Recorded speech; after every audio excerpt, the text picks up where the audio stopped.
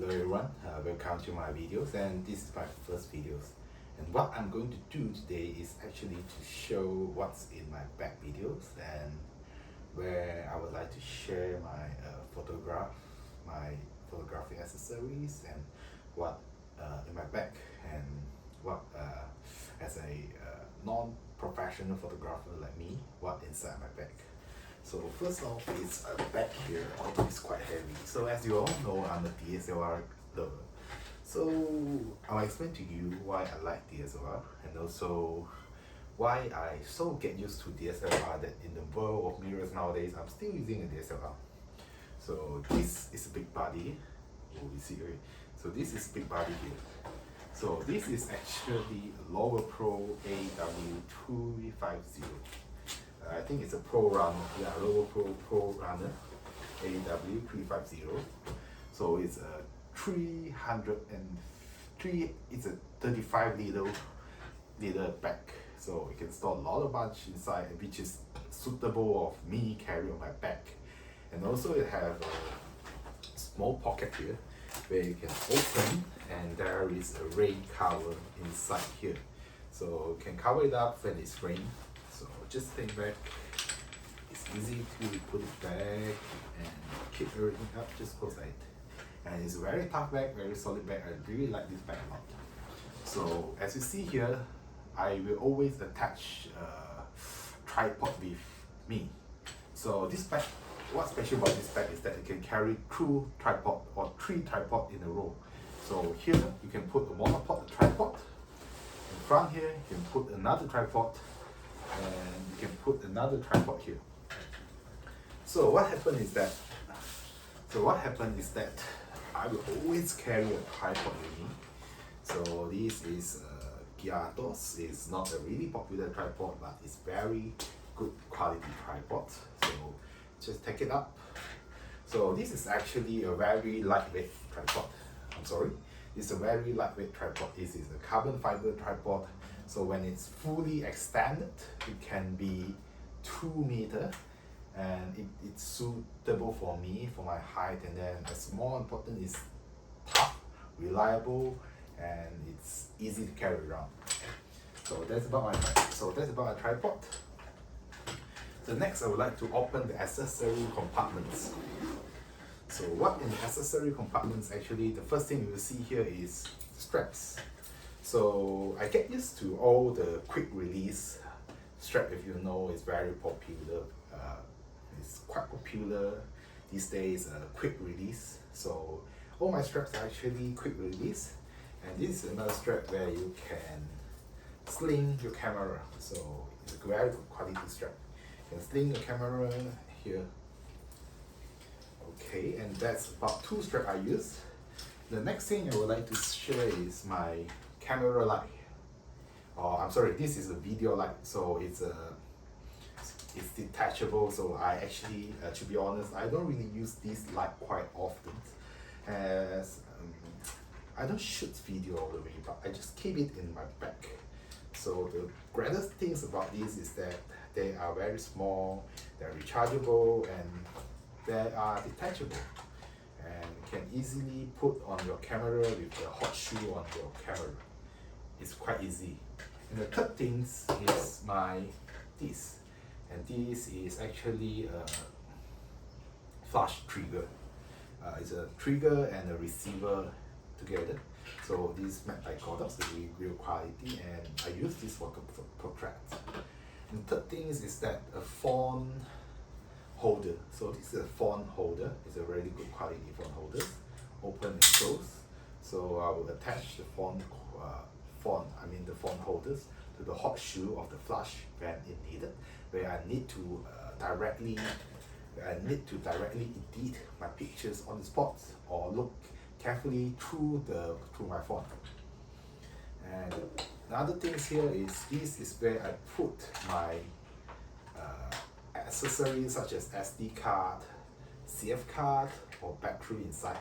So I will always carry a spare battery and a spare CF card with me, or SD card with me when I am outside shooting, so that I know everybody have a case where they bring a lot of stuff and they're so prepared to shoot.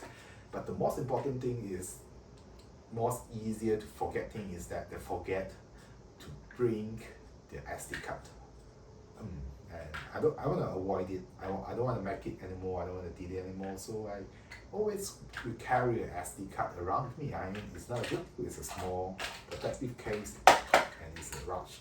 It's a very tough case. So, and that's all for the front compartment. And the little pocket here is another spare battery. Yeah, I always carry a lot of spare. I mean, when you don't have any plan, you always look for a good plan B. And that's all for the accessory compartment. Now let's get to the most exciting part, which is the camera part. So as you see here, I will always carry a lot of stuff with me. As you see here, this is a lot of stuff. It's a full armor. So what I always carry around is that this is a Tamron 2875. This is a Tamron 2875 f2.8. This is a really sharp kit lens for me, I would say. From 28, it's a wide angle until 75, which is a small short telephotos. And I will always carry this lens with me because it's really sharp lens. The biggest focal is f2.8, and of course I don't always shoot at f2.8, and I always shoot at f4, f8. I mean, it's good. Even at 2.8, it's still very sharp. And sometimes I will carry this lens with me. This is a very sharp 90mm f2.8 macro lens by Tamron. So it shoots macro. Yeah, I mean, sometimes I'll go and shoot macros when I have nothing to shoot. And I mean, this lens is very clear. Please don't look down at this lens.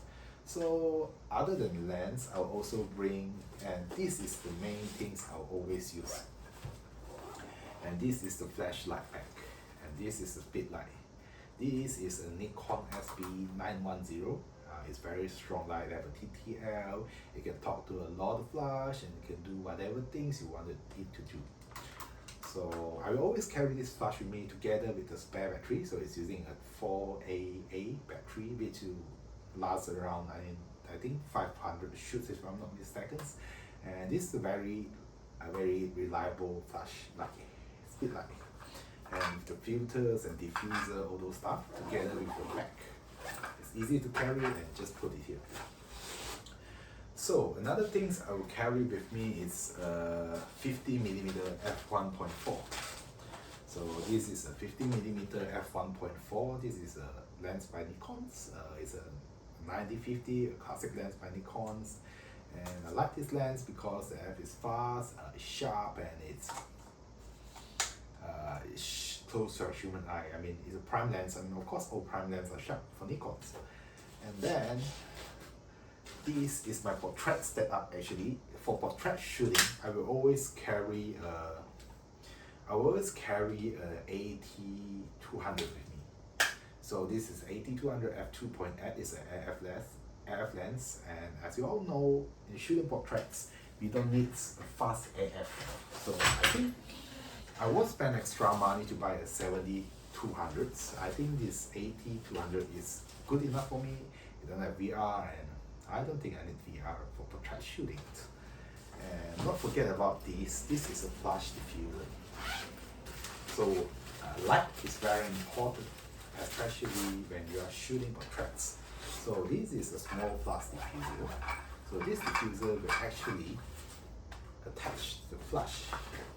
So when you attach it to the flash, it will become a diffuser like this. You can open and close the diffuser like this. And so this is for portrait setup. So for wildlife setup, I will put on a 300 f4. It's a prime lens with me in the back.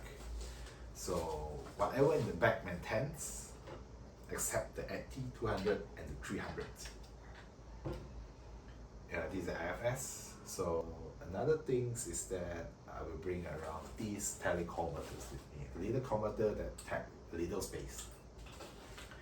And my cameras. So a workhorse, my primary cameras is a Nikon D3, 12 megapixels. And I've added a cage here where I can attach my video light or my phone holder to it, and then it gives some protections. So this is Nikon D3, it's a magnesium alloy body, it's a very tough body, and I actually dropped it a few times and nothing happened to it, and still using until now. It's my first camera, and this is the camera I've been always using until now. It's a professional DSLR. Back then it's a professional, it's only 12 megapixels, but I think it's not a big deal for me, where people are saying that my iPhone, which you are looking, is 48 megapixels, and Huawei or Xiaomi is actually 108 megapixel. So actually I never print out a picture that are large as 12 megapixels, to be honest. And my theory of photography is that I will always make every shutter count. I mean, make every shutter valuable and make every shutter tell the story. Just like a film camera, where every shutter has the value. That's why I will always do framing on the camera. So I will avoid cropping. I really will avoid cropping, where a frame is already in the camera and I shoot that frame, I will use that frame without cropping. And that is why 12 megapixels is more than enough for me. So when I shoot portrait or when I shoot street photography, I'll use a D3, sports D3, and birding sometimes D3. So another camera of mine, which is my secondary camera, is Nikon D800. This Nikon D800 is actually 36.3 megapixels cameras. It's a very large megapixels. To be honest, it's quite hard for me to do post editing, post processing. So, and also it's really quite hard to get the lens weight. I mean, 36.3 megapixel, you need a sharp lens.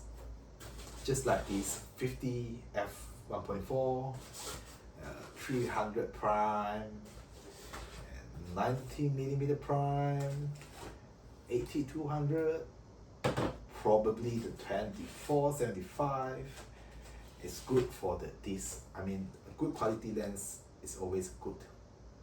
If you use a normal lens, I've tried before, I've used a normal lens on the D800, it will actually magnify the bad things in the lens. So try to use good lens on these cameras, and I use this for landscape and birding. I mean, the autofocus is fast, you don't have eye focus, it doesn't matter for me. I will miss some of the shoot, and of course I can take it, and then the dynamic range is really high, and then it has a built-in flash. And then sometimes I will always replace the 300 millimeters. I will use the 150 to 600 from Tamron. And there is a great lens. It has a VR. It's good for handheld. And I'll use that lens most of the time. I won't use that lens most of the time. I always keep it because I don't need a 600 focal length to be honest. So, question about why am I not switching to a mirrorless? The first reason is that mirrorless is really, really expensive, and I don't find any value in that mirrorless. So as an electronics engineer like me, I mean, I'm a semiconductor engineer, I'm an electronics engineer, I deal a lot of electronics with PCB, with circuits, with chips, with silicons, with sensors and all the stuff.